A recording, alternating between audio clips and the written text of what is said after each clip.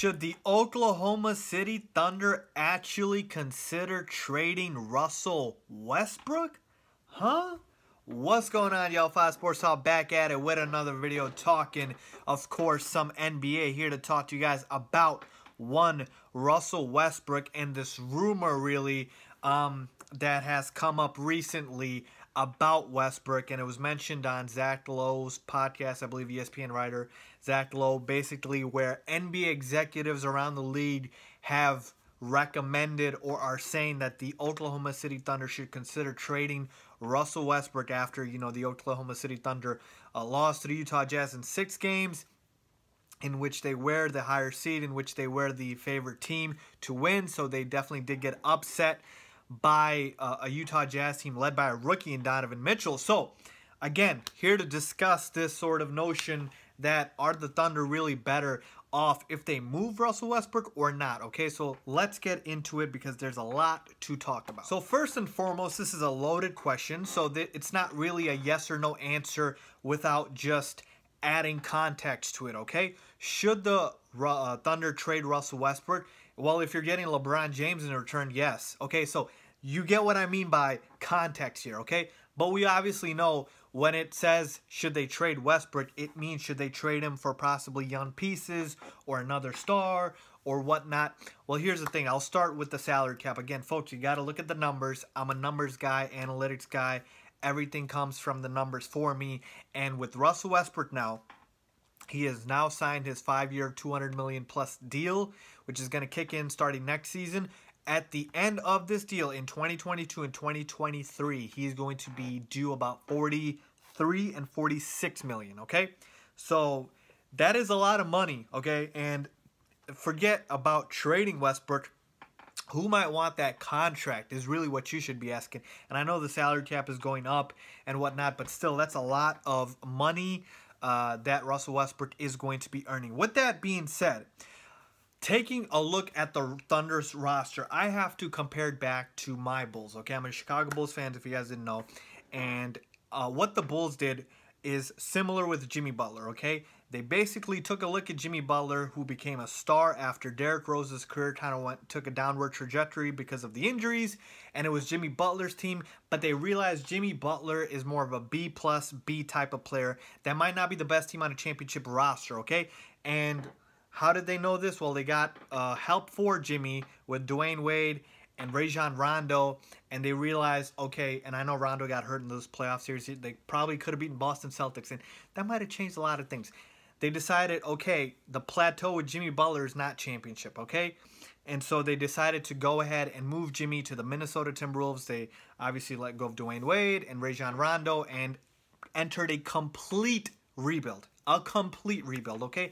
And this is the difference that the Thunder need to understand is there is only 2 routes here to take. It is a complete rebuild or it is a retooling, okay? What they've been doing for the past couple of seasons has been retooling. Ever since Kevin Durant left, GM Sam Presti, he's been retooling, and I might say he has been probably the best GM in the league at this, okay? He knows how to retool. He got Oladipo for Ibaka. He got Paul George for Oladipo.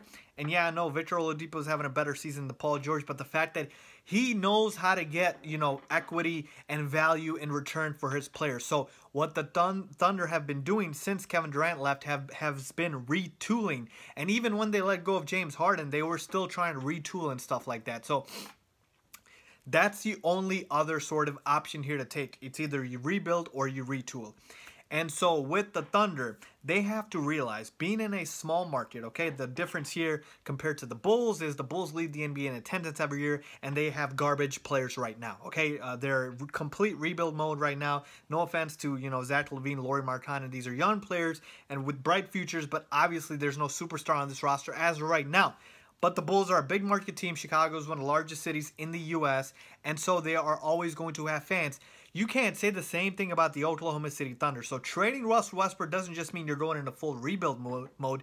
That means, will the fans even show up? Because what is there to show up for, okay? Because in OKC, it's not a large market, okay? So a superstar in Oklahoma City is going to be worth a lot more than one in Chicago. So that has to be taken into account. then we take a look into the fact that, okay, if you do decide to go in the route of rebuilding, like I said, one, Russell Westbrook's contract long-term might be an issue. He's 29 years old now. In another 5 years, what is that, 34 years old, you're paying him $46 million. I don't know if a lot of teams are going to make that investment. So that's another thing you have to think about.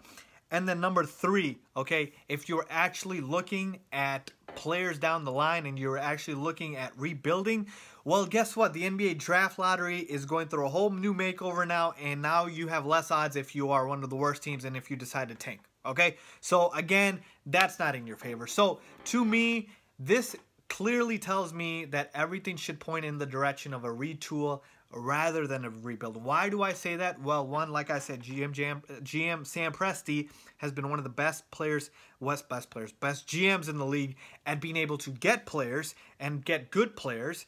And number 2, for me, when you take a look at the fact that Russell Westbrook, and again, this is something that you don't see a lot with player movement and whatnot. Even if you lose Paul George, Westbrook has made a commitment to stay with the team, okay? And it's hard to find loyalty in the NBA nowadays, and I'm not saying players need to be loyal. They need to do what's best for them, but it's hard to find that these days. So when you find a player that you think is loyal, and now you want to move him, and I get it, whatever's in the best interest of the organization, but again, other players look into that when they want to sign with your team. So that's something you got to take into account there. Westbrook was willing to sign a 5-year deal with you. He was willing to be loyal with you. And this is how you want to reward him by trading him. That might not be a good look either there. So for me, Russell Westbrook, that question of whether or not you can win a championship with him, because, you know, everyone says he's just plays for the stats and he averages triple-doubles because, you know, he goes out of his way to do it. I don't know if that's true or not. I did make a video about it. I don't think it is completely true. Do I think, you know, if he has 9 rebounds, he might want to get 10? Sure, but I don't think he goes into every game thinking, oh, I want 47 points, 25 rebounds, and like 10 assists, or, you know, 23 points, you know, 16 rebounds and 14 assists, okay? I don't think he goes in any game with that mindset. But with that being said, talking about the fact of Russell Westbrook and whether or not he can be the best player on a championship team, or if you can win a championship with him, he's already proven that he can get to the finals. They lost to the Miami Heat in 2012 with that roster of Kevin Durant, Russell Westbrook, and James Harden. So Westbrook has gotten to the finals, something Jimmy Butler was never able to do with the Bulls. So that tells me, obviously, Westbrook's in a different tier than Jimmy. But again, that was just a comparison and an analogy, if you will.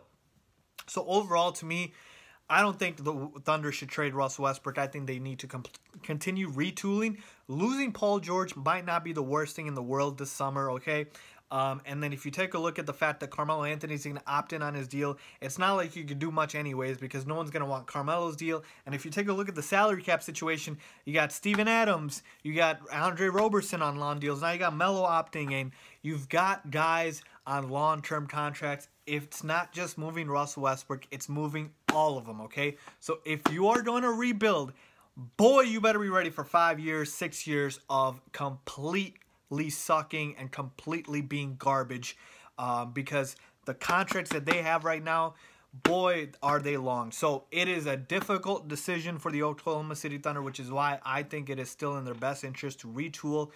Sam Presti can go out and find guys, who knows, maybe DeMarcus Cousins. There's always guys that end up, you know, being on the market that teams want to get rid of, stars, if you will. And you got a Paul George type. Maybe you can get somebody else. Somebody else might be a better fit for Russ. But I think you should retool. I don't think you should rebuild.